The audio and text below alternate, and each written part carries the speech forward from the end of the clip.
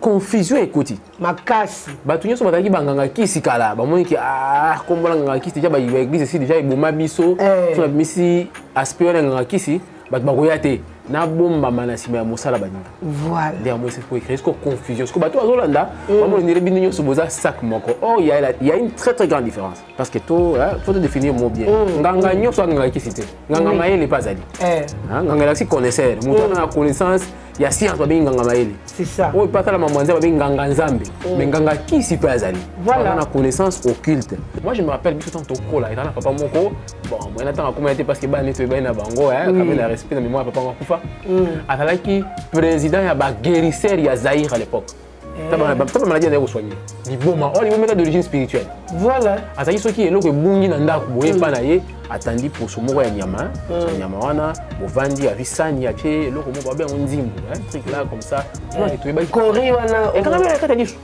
ti tango ndima ne koyi soko za innocent mo ne koyi bato ba ko travailler na ba si ba biso ba bino mais biloko wana soka to yibaki parce que moi ba pratique nyoso kilt zakara na ba chaîne ngom susu soko yibaki olingi zo ote zoka ka épingle to eloko mo kanga ya métal la nzoto ça dit tu veux que papa wana tana azanganga voilà voyez au moins que nzambe apesi biso pomoni ba makasa oui hein ba matiti na biso makasa ba c'était tout ça et servira biso d'abord de nourriture et de médicaments c'est ça là qui bonganga na kati ezate eza connaissance mais le la monde évolue nous avons sa connaissance ne wana atie yango au service des autres voilà là il n'y a rien d'occulte et ça la maladie monsieur ça erreur na biso bato c'est-à-dire on afficher mode de vie moko boye on adopter hygiène de vie moko boye te et ko porter comme une maladie mais il y a aussi des maladies où eza portées par des démons c'est-à-dire il y a des ces gens là où biso bien ka banani ba sorcier guérisseur bango bazana bazo soigner ma maladie mais il y a ce qu'on appelle du spiritisme d'affaires qu'ils font oui hein dans un cas maladie moko boye maladie net bana pe épilepsie maladie ndek et ça maladie moko très délicat parce que épilepsie comme pathologie ezalaka mais ça rapena mingité épilepsie monsieur zalaka un sorcier a manipulé l'esprit dès qu'il voit les sorciers apparaître maman pas quoi le bloc on est mon super yé moko muto na épilepsie na ndoki ah bon si ce qui est là au moins c'est pas ce monde a quoi ça des crises d'épilepsie maintenant on remarque ni soit ça les crises d'épilepsie wana ba larve na ba so inaye so que zui yo comme contaminé so que dans la case sorcière on contaminé yo c'est-à-dire il voit la sorcière ou les sorciers qui vient l'attaquer so ma moni a quoi tu comprends là dans la plupart des cas où est basé sur la sorcellerie et ma bonne ba moto place moko ba mal pas compliqué tu comprends ça nga kaya bongo on soigner par des plantes comment donc il faut utiliser un pouvoir mystique pour soigner oui tu comprends mon déjà mutaleki na te babino na tradition parce que monsieur malade wana yé na ko beta boy na ko buka awa keba là maintenant il utilise des pouvoirs occultes pouvoir ce que ça nzambe te d'office la Satan oui pouvoir naître la raté pour to zanga na deux pouvoirs naître la raté mais on est dans la cas azana ba secret na ye moko bomba alors ba raté faites attention siko yo mu total la télévision ok, tu t'habilles bien. Bon, il n'y a pas une angaï. Il n'y a pas une angaï. Je soigne toutes les maladies sauf la mort. Et pourtant, la mort n'est pas une maladie. Mais oui. Oui. Ça là, très attention. Même maintenant, la médecine, et ça a ma spécialité. Ce que oui, attends, le langage, qui est bas. C'est comme ma bête, dans le spiritisme, on ne soigne pas la maladie. Qu'est-ce qu'on fait dans le domaine? Il y a spiritisme. Expliquez bien. Des moments quoi vendu à maladie. Parce que bateau on a vendu beaucoup maladie pendant cela. Beaucoup maladie dans cela, bisaka, esprit de terre, ba ina ni quartier ba pesi maladie, maladie à grande échelle. Parce que boyi pas na bango ba sa ni. Ba soigner. Dans le domaine pe ba science qui ba bengo l'ordre dans les chaos. C'est-à-dire il crée les chaos. Ba pesi bino maladie. Frère évangéliste Roger Bakalobela Ming. OK, l'ordre dans les chaos, c'est-à-dire bon quand c'est que ba mouvement science ou ba science qui tourne. Ba pesi maladie mo grande échelle, ba fémélé. Bango ba siko na solution. Bo honorer ba. Bino bomoni bango siko te, omoni bango basunga biso, nzoka bango monde ba la base. Bango ba la base. Ba bi ordre que ba créer chaos après ordre moko soit ordre. Siko na kawana, ausa neni akoya azui le démon a sait comment on appelle ça qui wana. Alongoli. Tika na muto dia pa na biso. Azui un démon supérieur à autre qui na ye a chelioi. Tant ba pesi esprit wana mususu akoti. Qu'est-ce qu'il va faire? on a soumis à la loi esprit wana ndeko ba saki nous ba pesi yo mala kisi yo épilepsie yo kolia ka ndekete kolia ka volaité so te libata te c'est-à-dire nini ezabi kila ya démon oya munene na lati yo démon na ndeko na ba yo kanate mukolo ka yo kolia volai démon ça nini alloué maladie son kili ça c'est ça qu'on appelle un sorcier guérisseur.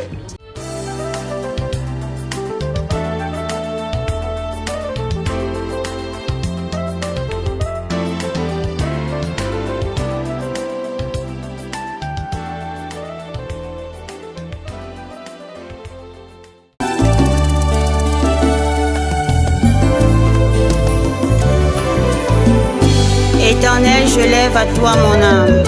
Mon Dieu, en toi je me confie. Que je ne sois pas couvert de honte. Que mes ennemis ne se réjouissent pas à mon sujet. Alléluia. Zambe na Brahma, Isaac na Yakobo, olongisaki Daniel, na libula bakosi.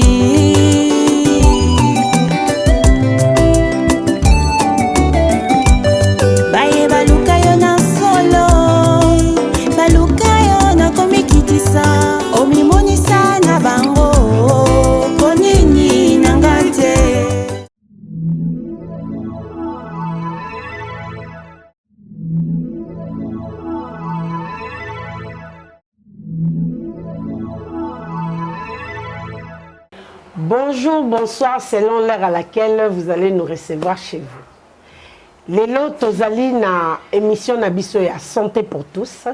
Lelo toye kolobela la différence entre les tradis praticiens, les nganga, les magiciens et les naturothérapeutes.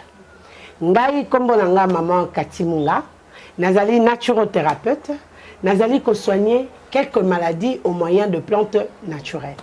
Nazali bongo na commune Yangaliema, na quartier Kinsuka Pêcheur, avenue Maïndombe numéro 99. Référence carrière Carré-Grèce. Na Maïndombe na yambaka de 6h à 9h30. Consultation 15 000 francs congolais.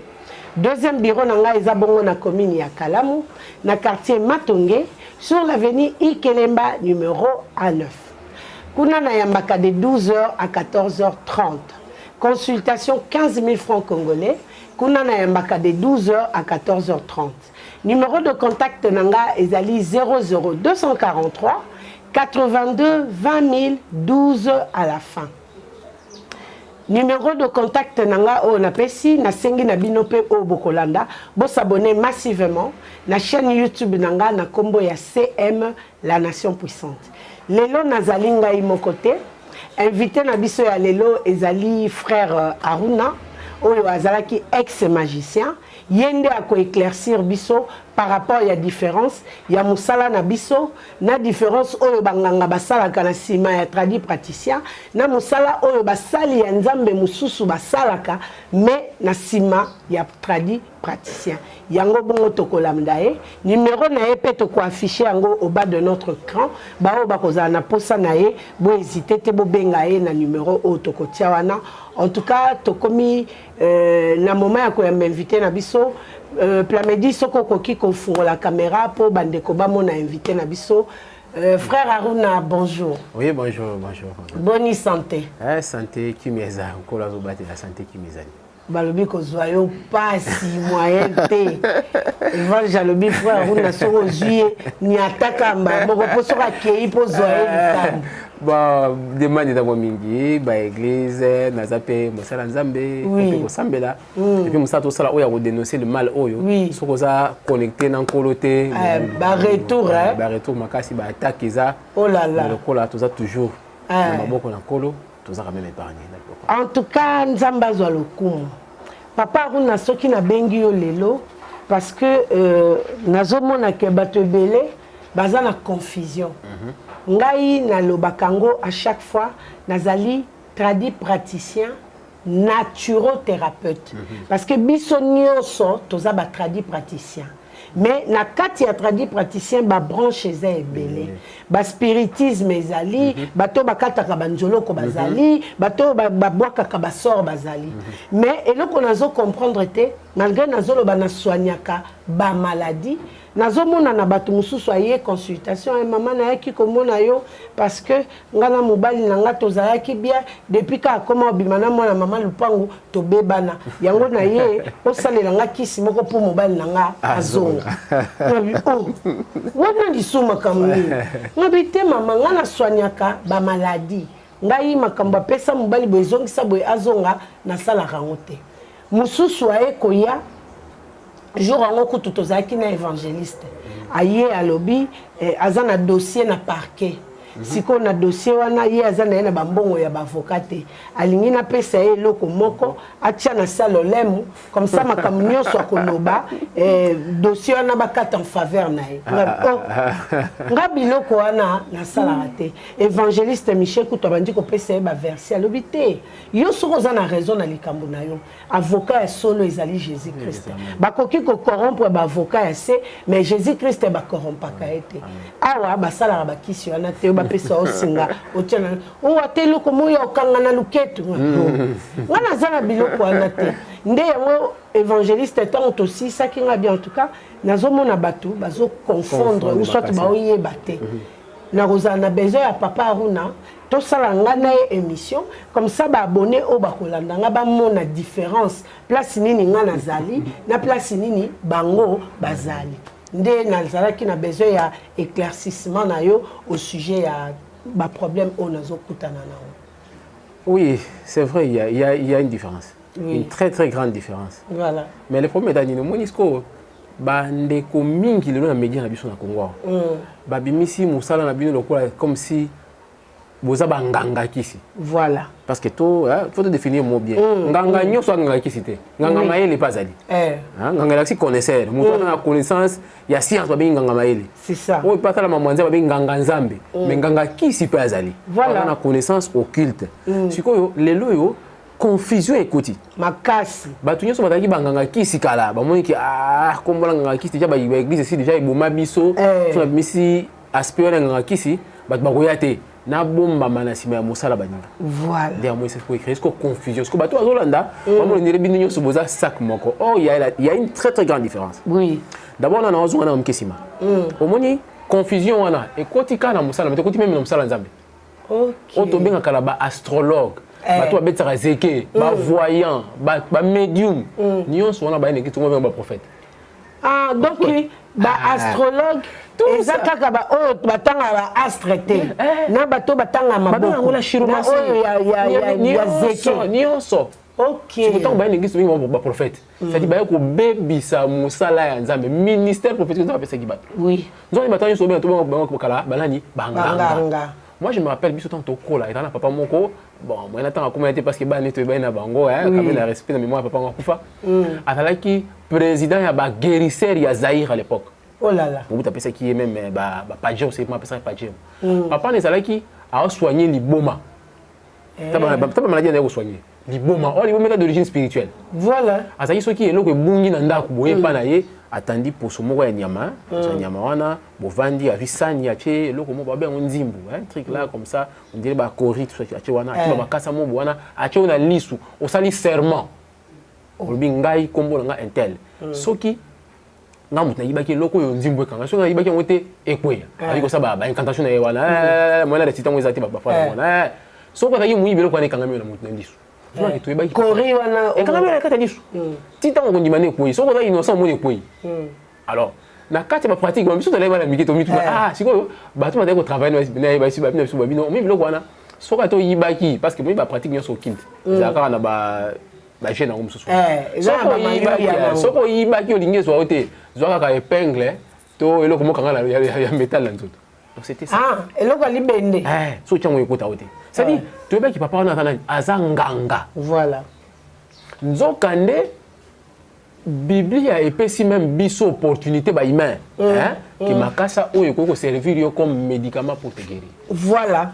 En tout cas pour ça tokotanga na Genèse. En tout cas, ce qui n'a pas anniversaire, totanga lelo pour na peuple de Dieu bazala un peu éclairé. Wana tozotanga na Genèse chapitre 1er verset 29 à 30. Parole de l'Éternel. Et Dieu dit, voici, je vous donne toute herbe portant la sémence et qui est à la surface de la terre. Et tout arbre ayant en lui du fruit d'arbre et portant de la sémence. Ce sera votre nourriture et pour tout animal de la terre, et tous oiseaux du ciel, et tout ce qui s'émue sur la terre.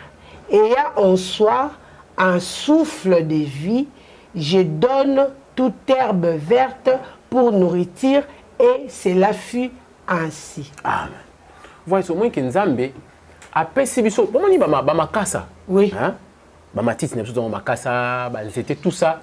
Et servira biso d'abord de nourriture et de médicaments. C'est ça. Parce que quand on a dit que si on a une constipation, on va proposer des fruits mokobo au lait ango et permettre de digérer ça la maman. C'est ça. C'est-à-dire, les fruits wana, ils ont fait ça mutu. Guérison dans le domaine mokobo. C'est-à-dire mutu a une connaissance sur le biloko wana. Et que noté, donc on a une constipation sur les fruits où on peut ça au et ça intelligence on va passer mutu. C'est ça. Là qui bon ngana kati ezate.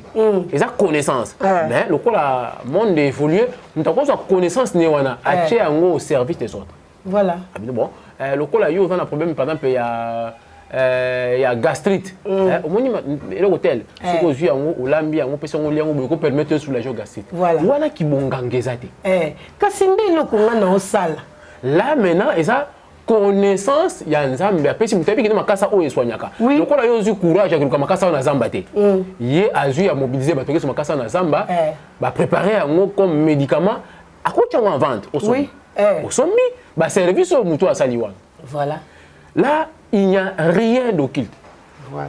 Là ce qu'on dit mutu la bongo, allez-y acheter mais là aspi bon et normalement mon temps fabriqué qui s'explique au dossier comme là parce qu'il y a aussi nos pêcheurs dans ça ça c'est pour avoir besoin de mingi OK yo yeux dit comme mélange bizipement parce que ça ba bilo comme sur lien moi bizipement et ko créer une maladie exactement attends ndenge ezala ke to lié made sulelo au lié made sulobi au lié made sulobi kuna et au sala ka diarrhée si comme il faut ça la quantité au koki ko lié même si on lié tous les jours et comme nuisif na santé na hôtel ndé lo konga na salaka yango wana na kei na ngai na tanga ba symptômes et puis na étudier quelques plantes na soignera ba maladie nyonso te na za na quelques maladies o nga na soignaka o nga na yebi na oyebisa na salaka ngo yaka o pe na yebi te na buka na raté.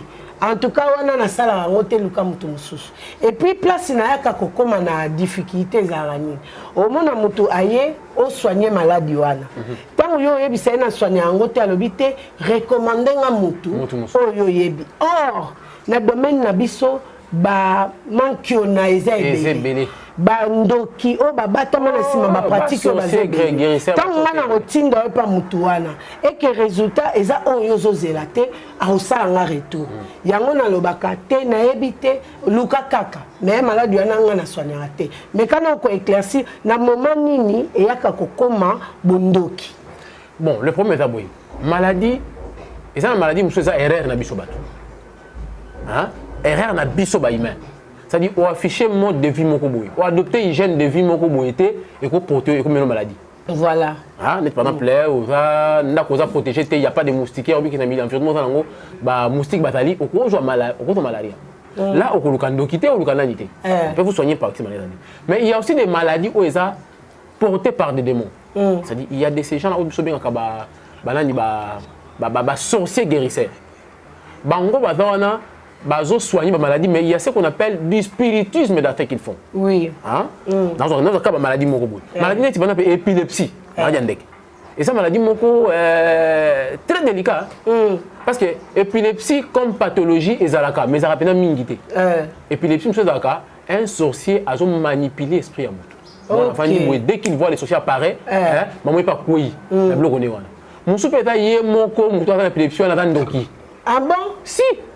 Donc il y a épilepsie. Na moni bakane belé, na tout même comme na kana il y a pas longtemps dans une église. Il y a mon cas associé. Ce qui est là au moins événement c'est parce que mon a quoi ça des crises d'épilepsie. Maintenant on remarque ni soit ça des crises d'épilepsie wana ba larve na ba so inaye. So que zuyo comme contaminé. Ah, yango bato épileptique baloba te ko simba ete tengisa ka mupanzi. OK parce que so que dans la cas sorcellerie contaminé yo.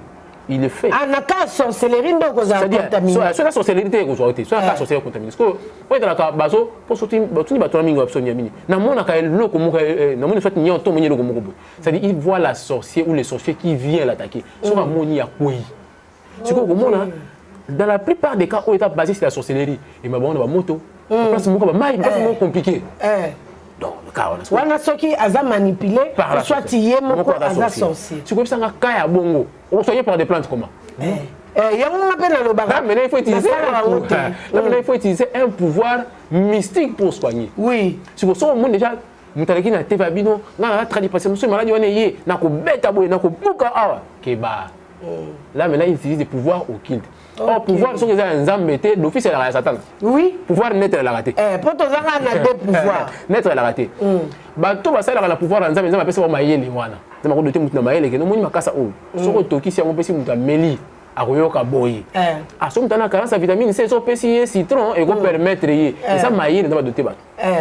Mais o etalaka, azana ba secret na yé moko bomba. Alors ba raté. Faites attention. Si ko yo mutu tala la télévision. Ok, tu bien. Boya pas une angaï. Et pas une je soigne toutes les maladies sauf la mort. Et pourtant, la mort n'est pas une maladie. Mais oui. Oui. Ça là, très attention. Même maintenant, la médecine, ils ont la spécialité. Voilà. Hein? Au gynécologue, au pédiatre, au chirurgien. C'est ça. Ce que vous avez un langage wana keba. C'est comme ma belle Anine. Dans le spiritisme, on ne soigne pas la maladie. Moi, je me rappelle, tout à l'heure, moi, dans mon quartier, on a l'épilepsie, on a soigné. Qu'est-ce qu'on fait dans le domaine il y a spiritisme? Expliquez bien. Des moments qu'on a vendu la maladie. Parce que on a vendu la maladie, la maladie, l'esprit de terre, le quartier, la maladie, une maladie à grande échelle. Parce que vous voyez pas dans bango, ça ni. Soigner. Bango maladie. Allez, c'est la binosco boy à pour bango soigner. Dans le domaine de la science, il y a l'ordre dans les chaos. C'est-à-dire qu'il crée les chaos. Frère évangéliste Roger Bakalobela Ming. L'ordre dans les chaos, c'est-à-dire c'est que le mouvement de science qui est une maladie à grande échelle. Bango ba esiko na solution bo honorer ba bino bomoni bango sikote omoni bango basunga biso njoka bango monde ba la base bango ba la base ba bi l'ordre que ba créer chaos après ordre moko soit ordre siko na kawana lokola un spirituel asalaka délivrance te alors ça ndeni akoya azui le démon ya mose o mama pesa ki wana alongoli tikana na muto ade pa na biso azui un démon supérieur à oda ki na ye acheliwe basalika échange parce que narmet hein caporal azawana ce colonel caporal ba souté ovanye c'est pareil et soit na côté maintenant tant ba pesi yo esprit wana mususu akoti qu'est-ce qu'il va faire au contraire la soumis na ba loi esprit wana ndeko ba sa ki no moni ba pesi yo mala kisi yo épilepsie yo kolia ka ndekete couleur à volaille so sauter libre c'est-à-dire zanine et ça bikila il y a des mots où amune na lati yo des mots na ko na ba yo kanate mukoloka yo volaille des mots ça nini allo maladie sont qui ça c'est ça qu'on appelle un sorcier guérisseur. Yango moni na bato bakena ko se faire soigner soko zo ke ko soigner na bokoko keba na bikila. So komika eloko te c'est que quelque chose il y a un esprit qui anime ça. Si vous na Kinshasa tout ce monde ngote mutalobi ngai nazo bengana mari et femme de nuit. Deko na ngai. Na kisi nini yo bengana mari et femme de nuit parce que c'est spirituel. C'est ça. Parce que bato ndie belé na Kinshasa.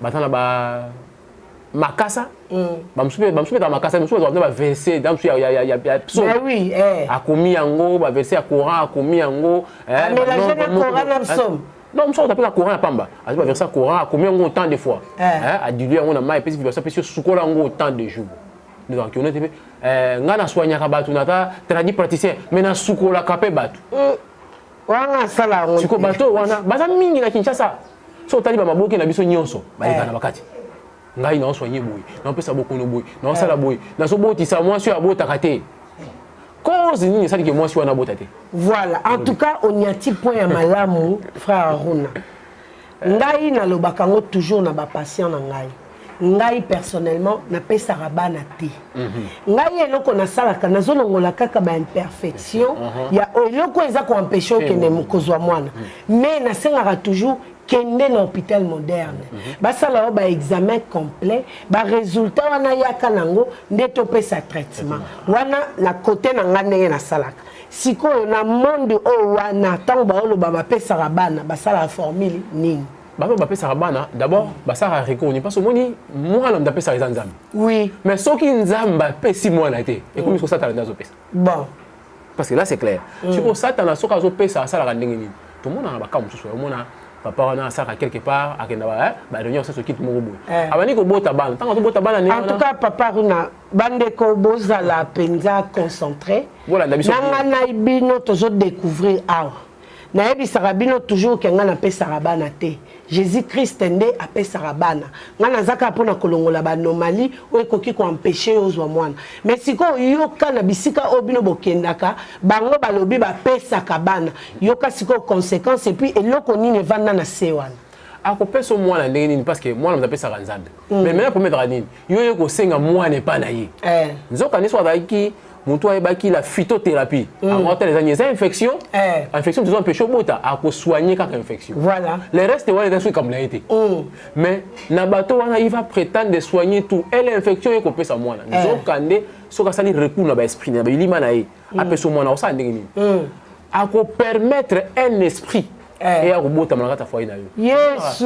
Nous soit dans mon amour tata boye. Il a beaucoup d'argent, boti ba nebele. Au moins moi moka bimi. Ya zenzen. Autre benga ba mweleka. Parce que moi on remarque bota ko signe mo eta pas batwana. Au moins bana nyonso bata bana na ye. Mais bana muso ta sali mabe qui partait mais soka me ko toucher ka mwana o wana genre wana ko lia yo. Pourquoi? C'est tout un esprit et ça démon o asa la ka na activité na business na ye. Dans un mwana te. C'est cette démon. Ala ti ba enveloppe pour vendre na kata ndaku na ça dit que moi on mo pas moto wana. Parce que yom to kenda pas batouana. C'est moi la pêche moi la modèle wana. Vous te que cet enfant va te donner ma français, il va te donner des fils à retordre dans ta ndaku. Mais oui. Bazaka babelaka, bazaka na bakamoko compliqué. Bakamoko boy. Makamne o maîtriser moté. Ah. Voilà maintenant ma bloc a invité. Tant que qui pas faut faire la différence. Nganga tika la kaka nganga. Oui. Nganga a travaillé kana ba esprit. Oh. Mutabino, il y a pas dans Sokodi, dans le temple du roi Salomon. Lorsqu'on parle du temple du roi Salomon, c'est déjà la magie. Parce que là, on s'est dit recours dans le pentacle. Il y a moi, mais toi, le pentacle de Salomon, les sons de Salomon.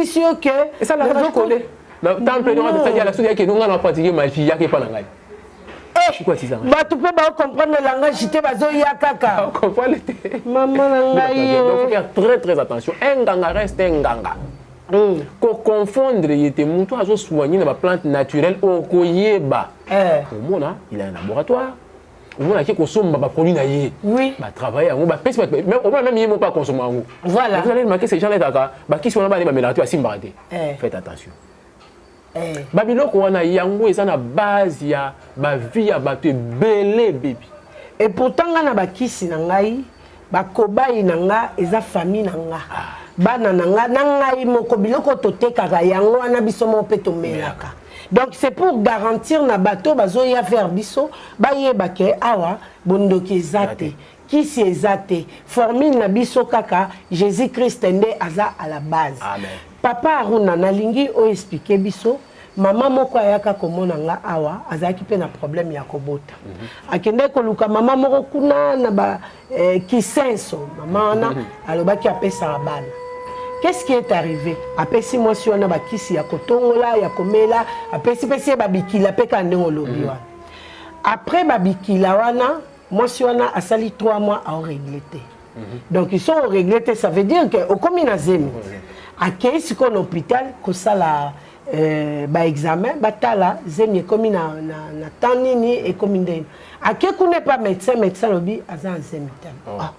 naza na zemi te ndenge nini naza na 3 mois yango nazo régler te naza na 28 ans na umeli na mobali nanga na balaki na 22 ans na sali 6 ans na obota te na tamboli nde ba memenge pa mama wana na kisenso mama na pesinga bakisi ya komela ya kovandela ya konini nde naza boye naza na zemi po nazo yoka babiloko nyonso basi bayoka na zemi vertige kosanza diarrhée fatigue naza na zemi te ndeni a changer hôpital aki hôpital mosusu basala test basala na échographie balobi bamoni elongo te bamoni kaka masse moko mais eza mwana te eza lokola mai eza lokola mais rien à voir na mwana akende asalisa ba examen approprié azongi pa maman na bio te il fallait kende kuna te ezalaki zemi ba docteur wana musu ba komona bango na bakisi okomona kaka na bapokwa makile ko bima po bake basimbisi moi wana makile bimi na poko de batie zemi soki batie mon pépé soki zemi spirituel bref azaki na zemi te mais asali quand même 3 mois à régler avec tous les symptômes côté on a ko expliquer biso la corona c'est tout un esprit qui a travaillé yes oui esprit on a kota qui ça dit maman lo asala ki wana achaki en possession esprit mon kazo konzaye yes cette maman là ne voulait pas akende na médecine moderne de peur que va découvrir que ça oui do asala ki erreur grave et puis na ka bon mi komona à la longue peut compliquer ma boîte à payer. Mais oui. Parce que tout ça quand on a mis l'imoté, on ne joue pas avec les esprits. Bah esprit so baye bah action hors de muto a tindi bango. À côté dit à royo que la mawate a la vie na oté. Bande. Tu comme muto a tindi wana. Il est animé de quel esprit? C'est ça. C'est ça monter madame tout monter madame. Mingi ba so problème à cause de bloc bon. Bah monsieur pas c'était madame dans la zemi, jeune fille dans la zemi, côté na qui n'est pas ya marabout moko boye a prier zemi longo. Mais les marabouts, ça. Moutaza Zemi, l'émission est relimée. Oui, soit qu'il si, ça va bien ça. Quand je parle comme ça, ma fille baby. C'est quoi, marabout n'a prié la colline sa zémité. Alors ça la recours on va benga ba djinn, ba esprit. Esprit en tant que ya à cause oiser mes amis. Ça dit tu n'es pas différent dans mon à sacrifier mon tout. Et dans les lokola OK ko sacrifier mon moi na yo moko. Si ko s'occuper na catégorie ya ba djinn pour ba catégorie BD et ka benga ba djinn na mabe net ba isbonda soka ya zubongo azwina mabota ni na o etika la kinyo so be c'est-à-dire on peut se mabota no nyonso kena parce que vous en posa banate yosko otika ko baluka na otika le ngongo la pa à 20 21 ans après qu'on mukolo ozobota te okomo ko bandokiza geste yo kende ko poser tout ça pourquoi parce que tu n'as pas bien défini muto yozo kende pa na ye c'est ça il faut faire la différence. Médecine moderne et soignante. Ça rappelle ni. Ça mimi ça rappelle banzete. Banzete va faire. Vous kenni ba kota na moi chimique. Mais mimi ça va faire. Ba tiango ba pâte à pomme de terre, ale ba sangisa ba produit chimique comme ba comprimé. Nde bango ba préféré o wana. O ya biso tozo sala purement naturel ba lingi ngote. Moi je voyais tout le monde dans le quartier, au moins on a tout tata toi ba miké, moi on a béni tout ça, ba rougeole, ba je ba kasa ba pakolier silipé. Et ça là qui coûte du Kambuya. Ba prière ce qui n'est pas et ça a connaissance d'habiter biso dans to banga ke koloko to ba pondu na wenze ba pondu ne koya na ba tucha na mungu ba pakolio ba tongolio et sili lobi fièvre katani ba biloko ane yebaki traitement na banda kala ba na bomwana c'est ça la phytothérapie ayebi ke makasa o na telle vertu mais le problème est konini na kati ba nzete ils appellent ba vertu mystique mais tu ba ina wana kio pesanga likasa na yebi yango ezalaka panga bato ko likasa yango ba sa la UNESCO mingi de la sorcellerie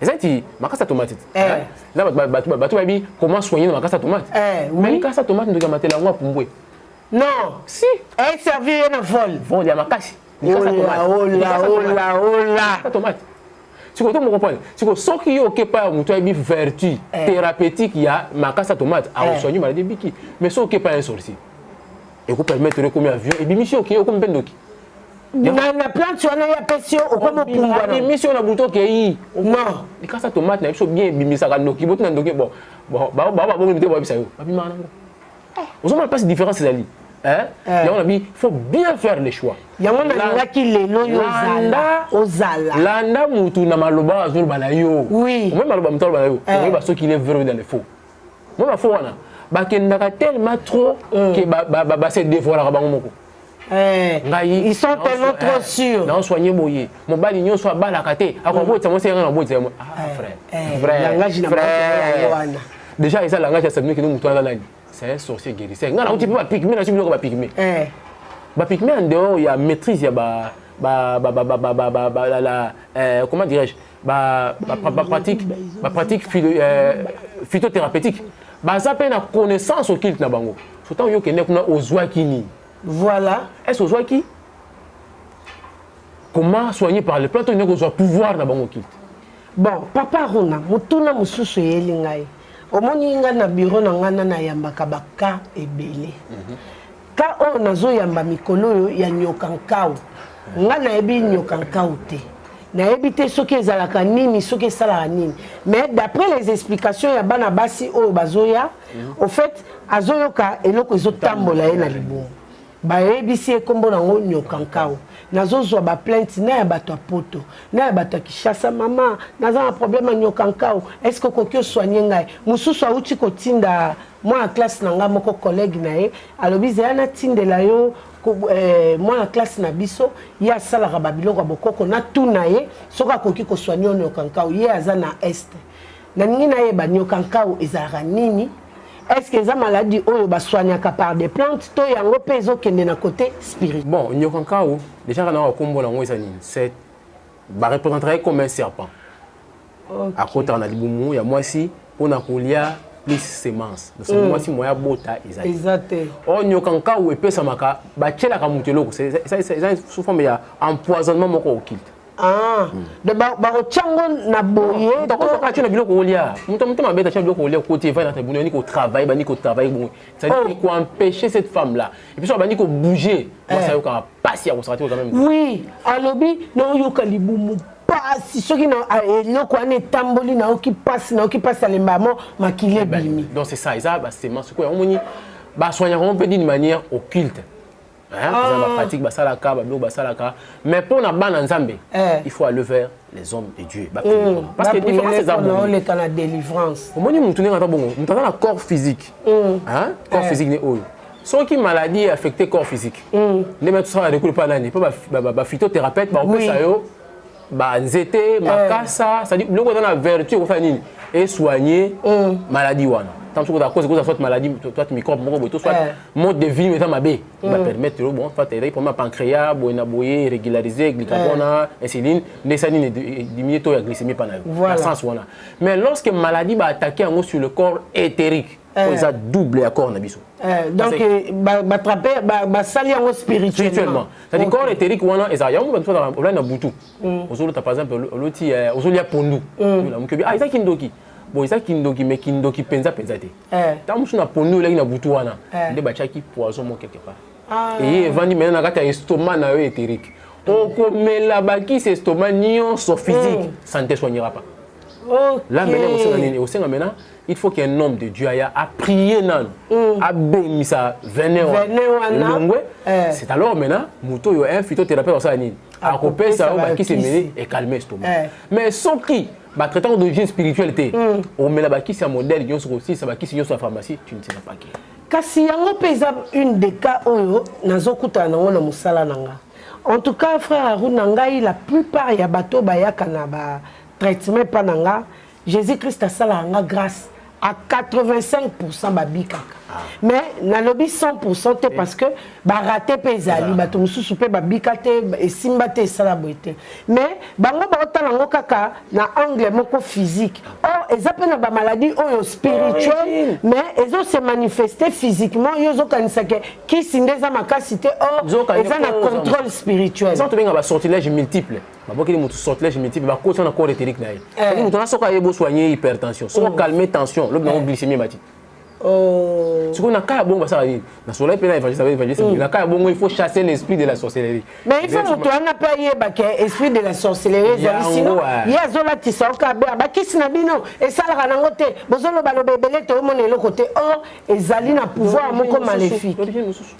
Bon papa Runa na ngai na tuna lisusu bandeko oyo bayaka epana nga pona koyebisanga ke aza na problème ya lukika. Ah, bah, Congo, bana problème ya lukika do mutu ebetaka ye po etika il faut pe akanga kitambala ndeto banomo na commando na film ya commando de akangi bo akangi bongo atima ebele akiolala nde ayoki bien mais sans cela akomela doliprane akomela paracétamol bakisi nyonso ya mutu esimbaka te nde bayaki na ye awa batala so na koki soigner nga bien en tout cas lukika déjà na kombo na yebi yango te na niveau ya ba détail yo bopesi naza en mesure ya kosala yango te bokende na hôpital mosusu est-ce que lukika pe ezape ka d'origine satanique mais tala bato soigner on nini bakata nzolo kote bakata nzolo nzolo bache biloko na kati awa déjà ekomi qui passe makile bimaka ok ça maladie moko ba maladie mo bataka nde corps éthérique c'est ça beaucoup tambola beaucoup de ya omoni na bakaya ningo na commencer d'abord par surtout ba chrétien commencer par les hommes de Dieu oui commencer par la prière ba prier ba chasser dans l'esprit wana c'est alors après ne bokanini ba qui c'est ça nini et calmer douleur voilà mais sur tambola vous allez beaucoup dépenser omoni monde à molili ma wizarate oui faut imaginer moi na moko ya muki comme ça bébé nourrisson mon bébé pesi maladie mo pour nini pour ba faire souffrir ka ba parents na ok ça dit mon temps manipuler on les sorciers qui manipulent ça yebi so ba kia et songa ba exemple ba kia ça et ça c'est ça ce que mona ba dans beta bino ko adam abetia ça le on est sorti là ta betia on a butu pa quand il est tout monde en bas maso ya potate voilà net bato ambaso ngai mbatu na soignate lukika na soignate mbaso ça masasi ya butu on soigner on ndengeni na kibeka tout ça c'est une maladie d'origine occulte mbaso ça masasi ya butu basali ba chiputa so nyati pa ekoti yo so ta ekoti wana et dans 20 mois dans la kati so ki o réussi utana mosala nzambe ki a prier a longoli 20 wana au moins la porte pour sécurité za problème te oui mais so ki 20 zali lokuta papa Runa ezalaka ekoki osala ta ba 3 mois nayebi te ezalaki na moyen nini naokende kaka banzela na nga nde nakenda nake mosala naoki kaka mwa pasi mo awa nakwani na nga na kipe te ntango nakomi na bureau nakomi oyoka sikoyo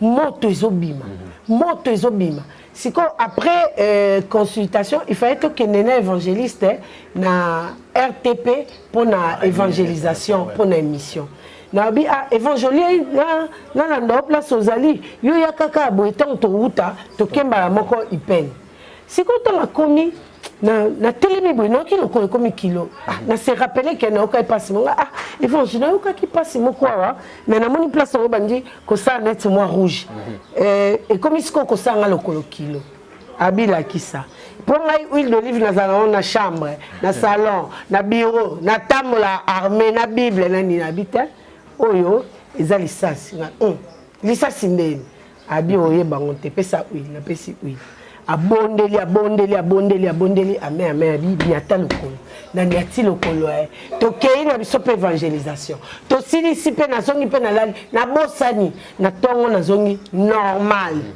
kovimba wana esalaki rouge eza esu te kilo wana elongwe donc mbaso eza lisasi lisasi ntango mene ekoti etouche corps éthérique dizoka moto wana ezomata wana sikoyo barépercussion na siko na corps physique soki sikoyo mosala nzambe alongola ivene wana te mata yo mati ti basambo yaya eza te ekenda traitement ya malamu ezaka nini d'abord spirituel on enlève à partir ya prière ya mosala nzambe atana epakolami mosala nzambe nyonso te ata na mopakolami ata na molimo santu quand tu pries ata na possibilité osala nini ya kolongola vene wana virus wana elongwe sikoyo oyo etikali na nsima mpona kosoigne yango c'est facile sikoyo nangi natuna lisusu baka mosusu eyelaka ngai awa nasi na soigne mpese 3 fois mais mpese mosusu wana en tout cas niveau namonela yango namonaka nga bapese oyo wana namona te natinda mama wana akende pa Evange Michel akiobondelela niveau ya pese wana mai mpenza ezotanga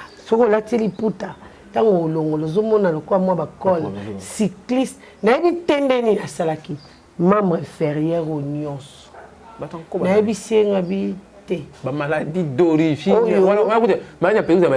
maladie d'origine occulte parce que ntango osobeta yango ye moko azo définir ndeni ekosala yango Pour battre encore bavaler bino na pese bine loko pour faire souffrir loko la ya monnaie kaza qui to kwa boto la bala batu na tala sumo bala ngoli ngeli susu mo la banzo te poli ya mutu mobile ça ba traitement ko ya après ozo ka penza solazé traitement ko ya après il faut d'abord spirituellement il faut d'abord spirituellement battre ni balongola l'influence l'esprit les démons qui est derrière ça ce démon là longo maintenant traitement et voilà sinon si ko yango ne moni la cause mingi zani car ce sont les mêmes gens ba société guérisseur wana après mi kolona tam piaka mi basala ba démon de terre esprit de terre et bien panzani qui et kabuli bat maladie et bete na pour avec TV pour tangu mbasu za ratela Kinshasa ba to so ni mbasu te tangu ba to wana ba yeso diza ko so ni mbasu yo kuma ba mo ndi ba otekela batu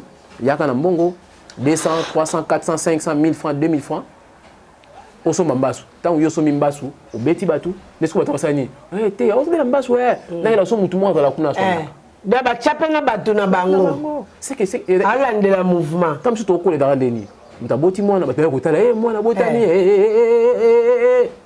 nasima mama mso ya na bino mundi ba yibi mwana mutu ba yibi mwana mutu ba yibi ende yo yebi ndeni ba yibi mutu na yibi mama moko adala kuna salisaka bango nyoso ba da click moko et ça pratique la sorcellerie.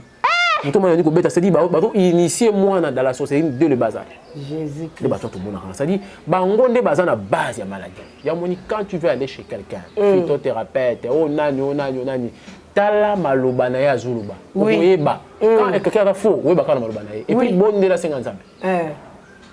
Au moment appelle muto au sala, muto a na connaissance. On nzamba pesier. Au moment que na centre à traitement il va mettre Christ au milieu. OK.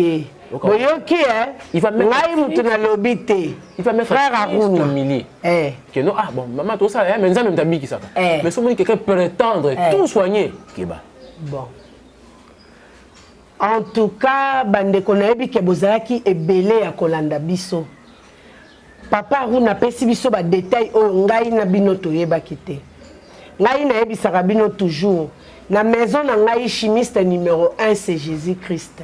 Amen. Formule na ngai ya liboso avant tout formule eza le sang de Jésus. Parce que biso batu toza limité. Bible ezolo ba bisika biso to suki bonzambe ya bonzambe e bandi. Donc ça va keba. Kolanda yete parce que ya zaka na batebele, ye mikolo azo frapper fort, ye soko ke kuna plein. Zo ba détail o frère Aruna pesi pour efungola yo. Bible ezoloba au commencement était la parole. La parole ba lobi awa, et ça la parole en l'air té. Et tikenga et la kisinga quelque chose n'a moni vraiment que oui, je suis dans le Seigneur.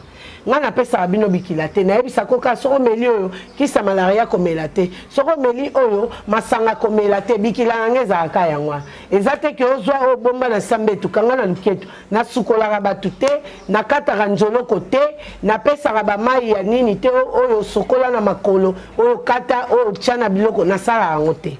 Yango nazo senga na bino bandeko bolandi biso lelo. Numéro ya frère Aruna ekozala affiché au bas de notre écran. Yo oyo lingi ozo ba détail biloko mususu yoka kite biloko mususu yoka ki bien te. Numéro na ezali wana soroza na besoin na benga ya koma déjà serviteur de Dieu. A comme serviteur de Dieu, il y a un dénoncer ma manœuvre diabolique. Azaki invité na biso lelo parce que ezaki na mituna o ezaki kolekelanga.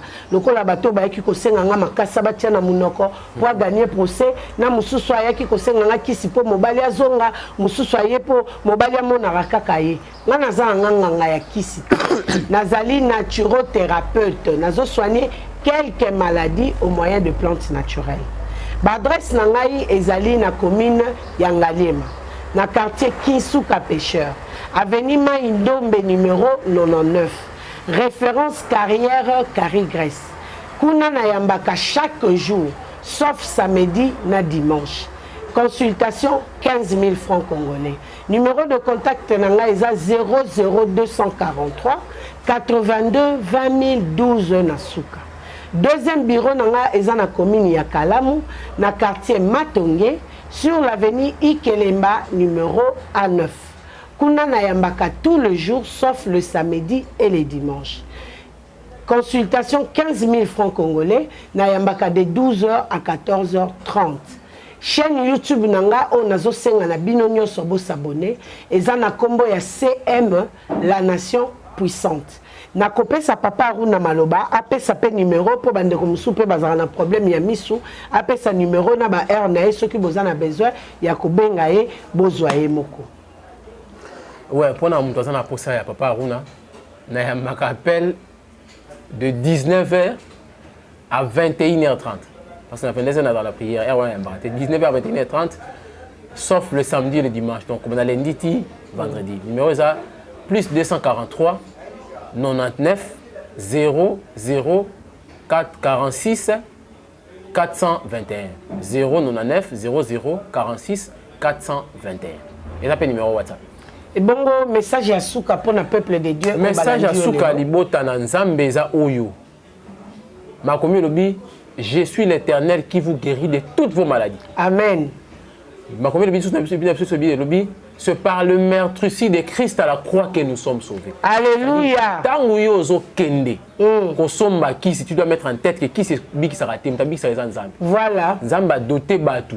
La capacité il y a qu'on mélanger et loko ne loko na vertu on nzamba tcha na plante wana pour t'apporter la guérison. Aussi qui si ça c'est vrai mais bon de là nzambe merci ndenge orienté nga pa ya bana na yo ba pesinga kisi nazo mela yango ba vertu oyo tcha kata makasa oyo biki sangai. Amen. Bika gloire ça ni ezonga ka pa Yesu merci. Amen. Donc bon ça la confusion était entre bas sorcier guérisseur. Aujourd'hui, il faut faire attention. Tu as la maladie, tu soigner. Tu as qu'est-ce qu'il te propose. Attention,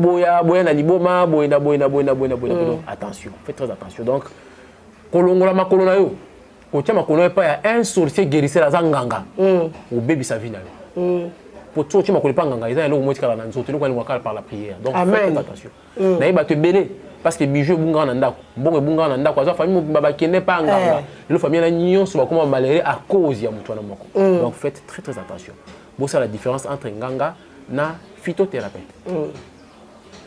en tout cas na pamboli bana na nzambe pe na sengi merci na frère Aruna o ayaki lelo pona kotia ba point sur les i au sujet ya musala na biso o etali makambo ya ko soigner na nzela ya bokoko. Mingi ya koloba ezalité, je crois que papa Aruna to cité parce que le numéro ezali en tout cas na ko benga lisu papa Aruna aya to kota lisu na mozino yo ozana ba maladie moko mystique yo ozana ba biloko moko lokola banyokanka ou bambasu banini benga biso tinda mutuna na yo parce que soki papa Aruna ye na ko poser on nazo poser za o ba client ba yaka ko consulter nga pona ko yebisanga mais tant mususu na makambo nga na kutani nango eza o yo kutani nango te benga biso na 00243 82 20 012 na suka tozala ki bongo na Plamedi Ntsasa o babengi la radrone na sima ya machine merci à toi et merci na évangéliste Michel Ekuchu pour apport na yo na musala nanga merci lisusu na famille Munga famille Mukoka famille Sengambo famille Munga bino batu bondima kozala ba kobai ya maison Shekati sans bino ki sekoki kobimate sur la voie publique merci na famille Cursus Honorum de Lizipa pour na ba partage ba story vulgarisation au bosala kapona musala nanga et merci encore na ba héros dans l'ombre bino obo sunga ngai dans l'ombre pour les lona koma o nazali kolo nanga apambola bino pe merci na bino ba auditeur pe ba fidèle ya maison Shekati pour na ba apport na bino na musala nanga et nazo senga na bino ba consommateur nyonso o ba melaka ba produit ya maison Shekati soki oza na témoignage ko bomba yango pona yo mokote yaka nango pona to sunga bandeko baza na même situation que yo ba bika na nzela ya ba plante na biso.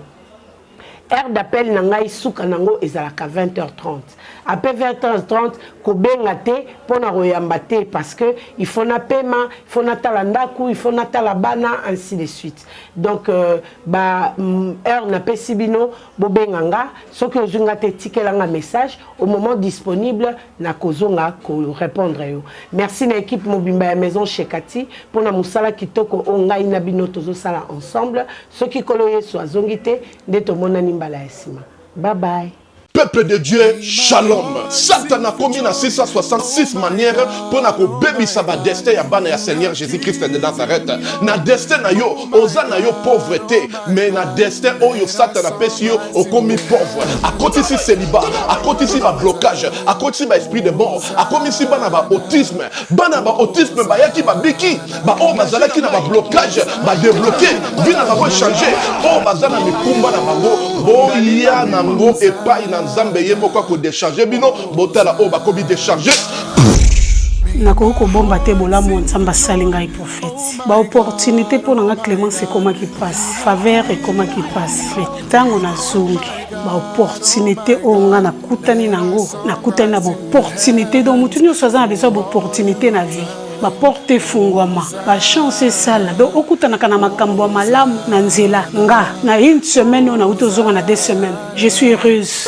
et je suis vraiment heureuse que Nzamba pesinga ba faveur wana opportunité fungwami donc ba difficulté on azaki ya ko kanganga ya makasi modèle Nzamba débloquer ngo na iba kiteke ko za na bo pété boy vraiment délivrance des abuna très nécessaire. Je suis une femme pour le salaire business pour que na linga makamu nange kende bien mbongo pe monanaka et puis na za na faveur et pas ya batou tout ça na za na ba porter fungamaka en tout cas na sentir ngo makola mwana oyo zonga normal zonga abana kotambola bima libéré na une sous parce que na pesa Nzambe merci na makambo salelinga no pesa Nzambe merci parce que Nzambe atambwisi mwana bana nyoso o to babotama na bango nyoso tout déjà batambola mwana nga azotambola te atakutu ko telema bolubeke mwana nga akozala koka donc après kaka mukolo na tango to yakani lobi no mwana nga ba mwa tamboli mba moko akoma moko telema na lobaki déjà awa ezali terminus na zana besoin ba oyo batambola partout oyo ba luka ba délivrance simbate boya et pas na Nzambe nde bokobika nazo zela bino na moto.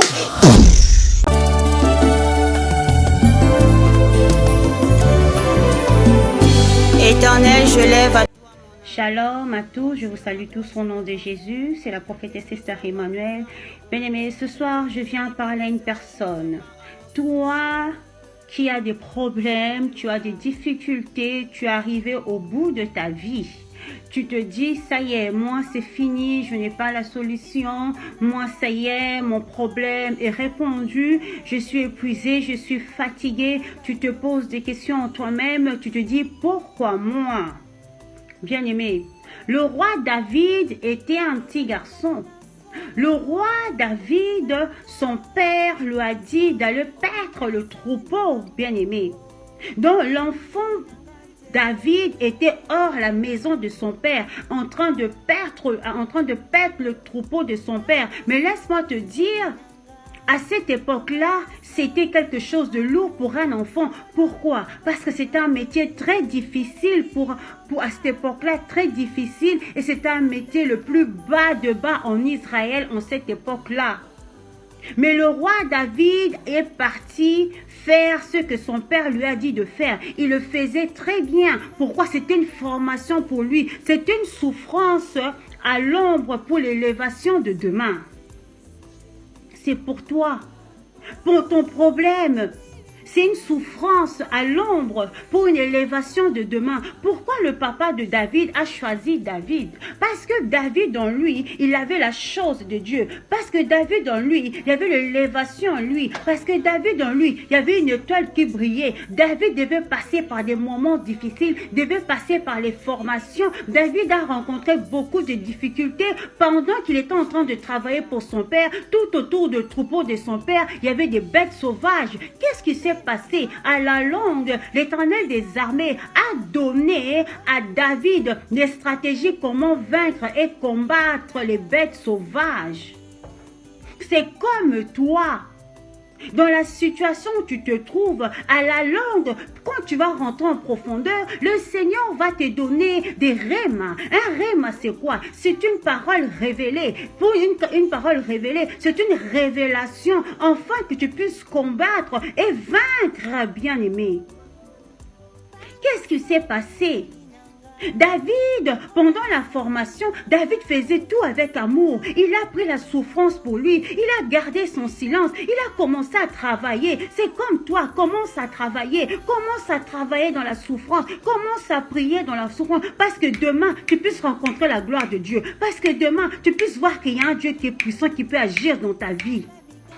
Bien-aimé, ce soir vraiment, je tiens à te dire, ton problème d'aujourd'hui, c'est pour la gloire de demain. Ta souffrance d'aujourd'hui, c'est pour la gloire de demain. Les humiliations d'aujourd'hui, c'est pour la gloire de demain, bien-aimé.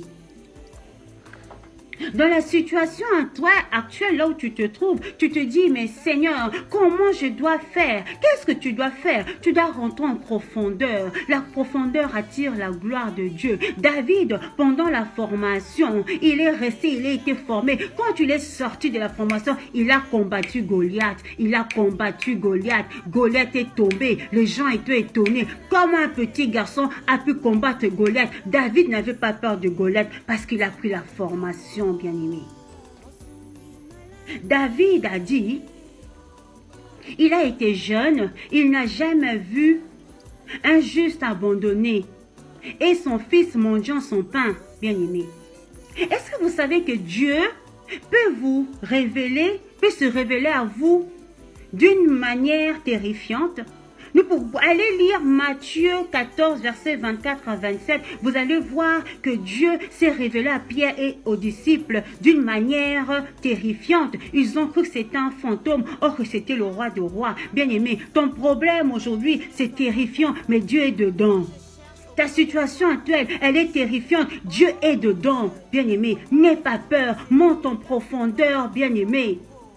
Dieu est capable de faire et Dieu va faire. Dieu va vraiment faire.